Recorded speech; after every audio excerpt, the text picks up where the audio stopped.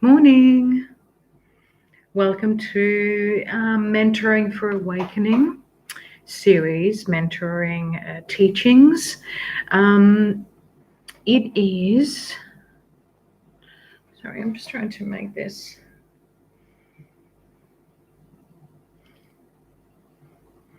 not glow. Maybe that way a bit. No, that's not going to work. Maybe that way a bit. Okay, we'll try this. Over to the side. um, Sorry. Okay. So, welcome to this live. We're on episode 5 today. My name is Diana, and if you haven't been here before, welcome. I thank you for being here. I appreciate you being here. I appreciate your time, and I hope that you get something out of this episode. So, today we are going to talk about the different aspects of your inner self, and specifically, I'm going to focus on a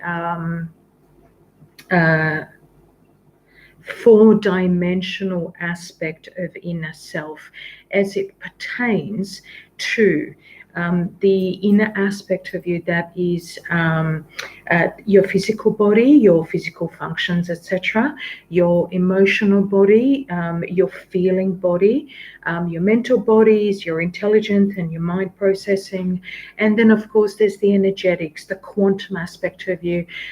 Some people also refer to it as your soul.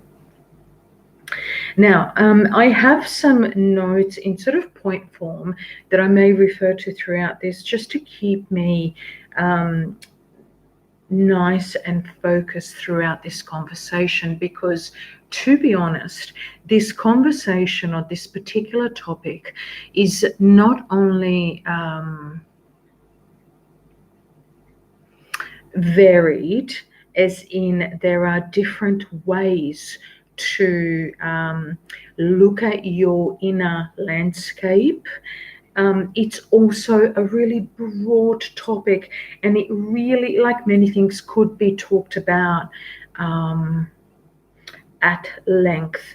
And I am trying to keep these teachings concise, effective, to give you that baseline foundational information that you can then go and explore either for yourself or as part of your personal self-awareness development moving forward with someone.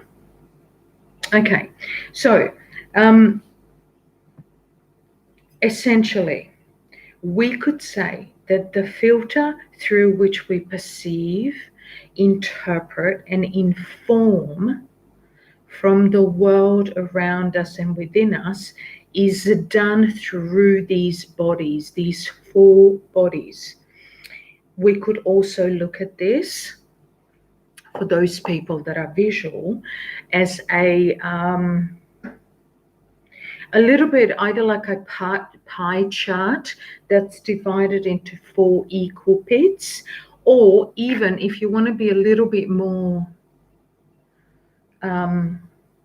in terms of matter, you can imagine or refer to this a little bit like a chair or a stool with four legs.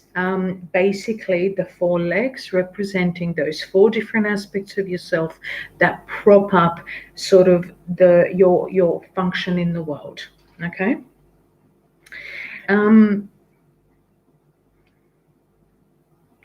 In order for you to be, so here's the key thing that I'm going to now address.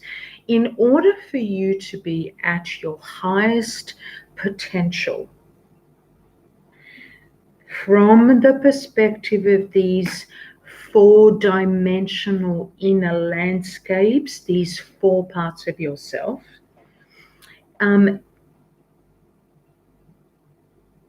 you want to be operating or functioning within these aspects of yourself, with intelligence and maturity.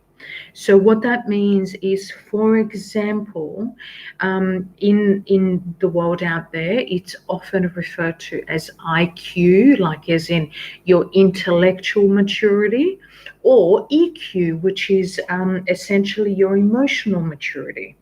And B, have these different four parts of yourself, your inner self, your inner landscape, working together collaboratively, equally, and effectively.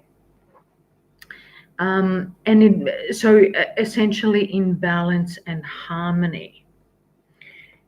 This is when you achieve your highest potential in any given moment, on any given day, week, year, lifetime.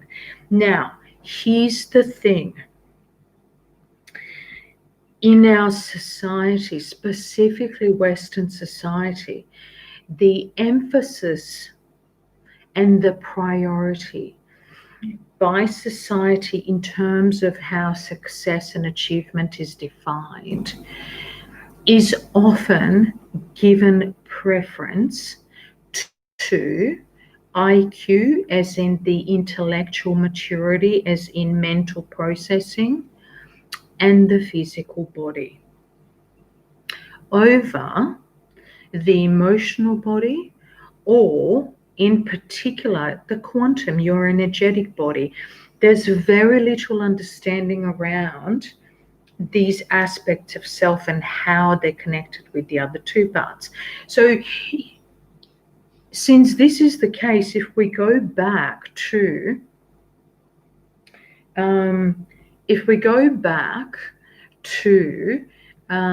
my example of a chair, it's a little bit like trying to sit on a chair but with only two legs, or the legs that are broken and damaged or frayed in some way or fractured, and so you get all wobbly and out of balance and out of sequence, out of harmony within yourself. So these aspects become dysfunctional, often leading to a number of different diseases, disease, disharmony.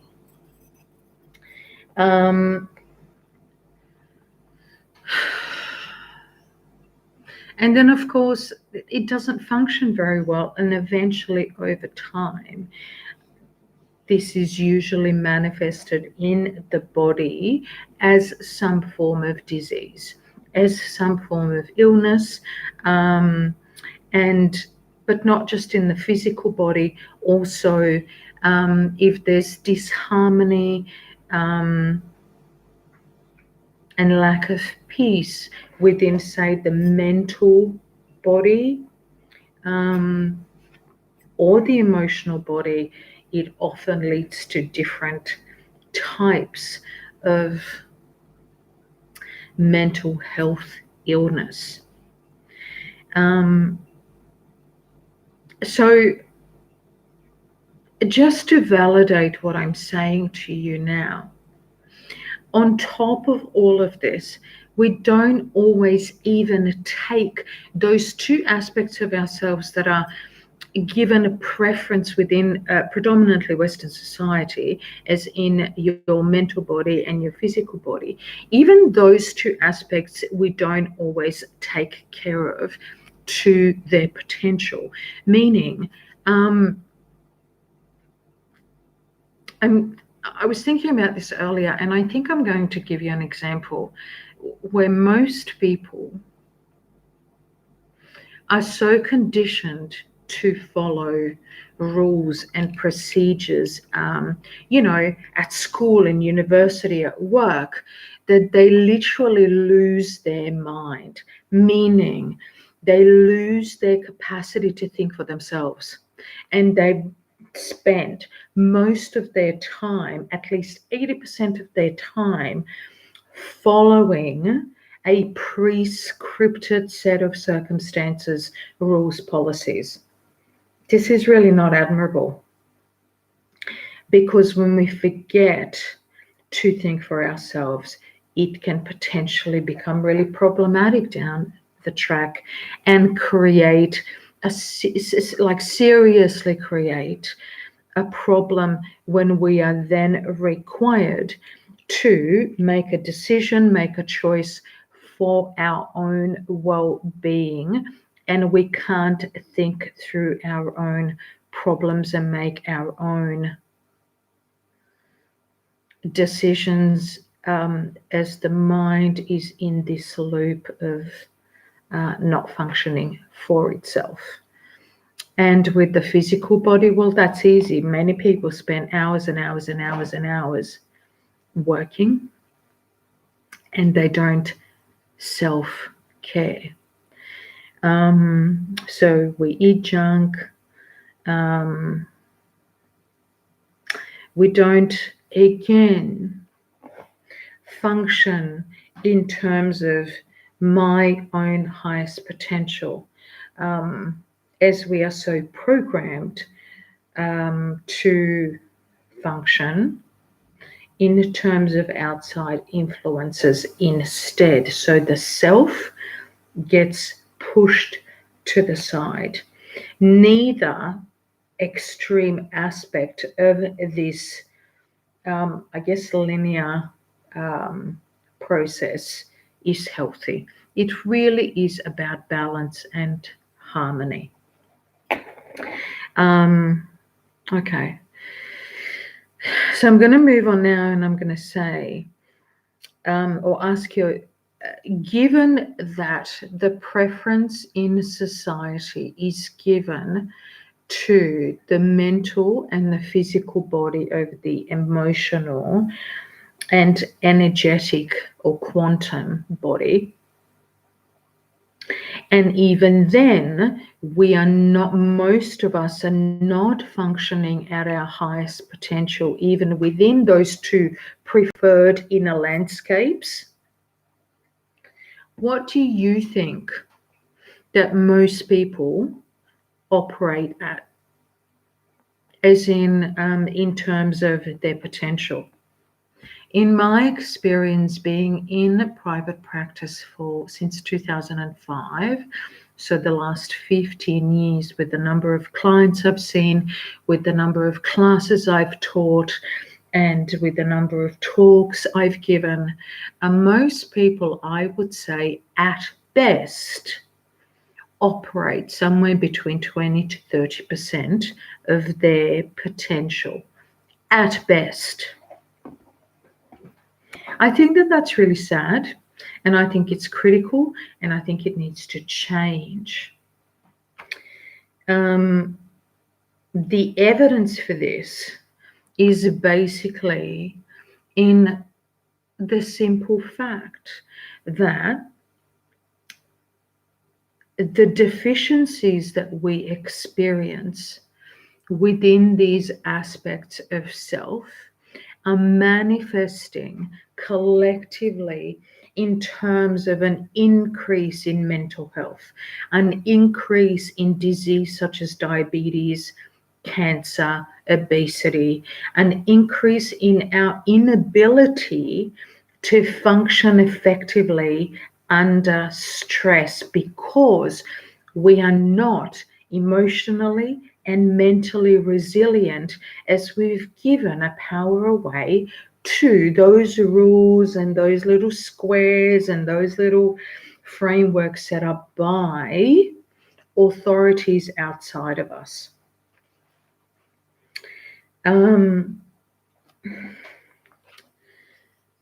So how do we change that? Of course, we change it by consciously becoming aware of these different aspects of ourselves. It's really quite simple.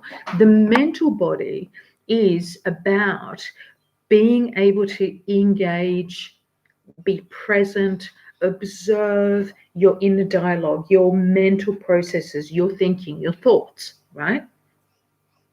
That's what happens in the landscape. And then if and when you observe internal dialogue that comes from, say, your inner child, where, you know, suddenly you are observing yourself having a mental tantrum. Now, you can't tell me what to do. No, no, no, no, no, no, no, no. You know that the aspect of you that is engaged is either your inner child or a wounded, immature aspect of yourself. Right? So there's room to improve that, to become a little bit more intelligent and mature within your mental body. The same goes with your emotional body. If you catch yourself feeling like a victim, or you know, feeling like you have to sacrifice yourself, you need to be a martyr, or, you know, you're always pissed off and angry and there's a lot of friction within you, all of these things are not harmoniously balanced with the other aspect of yourself, because those emotions, those feels, those feelings are not heart-centered feelings. Heart-centered attributes such as joy, compassion, empathy, love, blah, blah, blah, they are higher vibrational aspects of your emotional body. So they need to be engaged, and they are engaged. They're already a part of you, but they need a little bit of discipline, a little bit of sharpening, a little bit more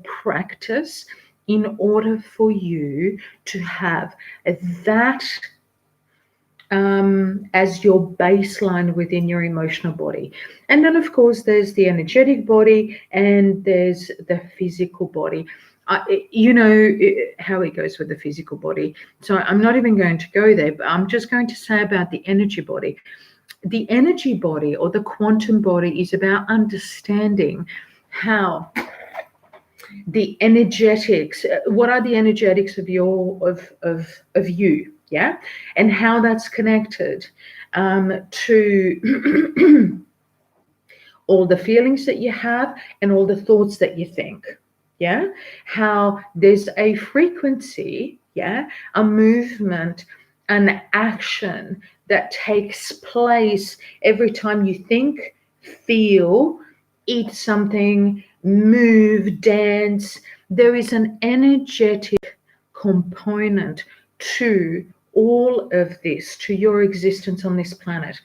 So once you actively engage with with all the different inner landscapes of you, so we're talking about this four-dimensional landscape, then you can begin to sharpen that and understand the collaboration and harmony and the balance, and then you can be at your higher potential and at your highest potential in any moment, day, week, year, lifetime. Yeah. The best thing is that some of the steps on that journey of self-awareness in terms of these landscapes are very easy, they're very quick, they're really effective, and they're free. So it's not even about spending a lot of time or money in order to shift these perspectives, in order for you to shift the way you look at your potential in the world, yeah? Some, however, will require more discipline and more practice, of course, because it is that aspect of taking action consistently over a short period of time that creates the new foundation. Yeah. All the steps require commitment and a degree of maturity. Of course, you can't have commitment towards something if you're going to be a child about it, yeah? Because that inner dialogue that says, you can't tell me what to do, nah, nah, nah, nah, nah, nah, nah, how dare you, is going to come in and potentially sabotage your effort. So there needs to be a degree of maturity around this. And how mentoring can help you in this specifically is assess where you're at. So have a conversation, an insightful, purposeful, effective conversation about where you are at in terms of these landscapes. Two, what is consciously applied, practiced, and implemented. So, from where you are at, what are the things that you consciously apply already in your life? And then address what can be improved and what needs to be added, and then make a step-by-step plan of what that looks like in a way that is actually going to be effective in your life as opposed to counter-effective. Because what we are hoping to achieve, if not immediately but eventually, is a beautiful flow, conscious flow within aspects, because that is what is going to open up a whole nother way of being in the world. Okay, I think I'm done. Thank you so much for being here. If you want to find out more about me, please just go to my website. The website address is in the comments. I would love for you to be a part of these series by subscribing to the channel and clicking the little bell. And I hope and will see you again soon. Much love. Mwah!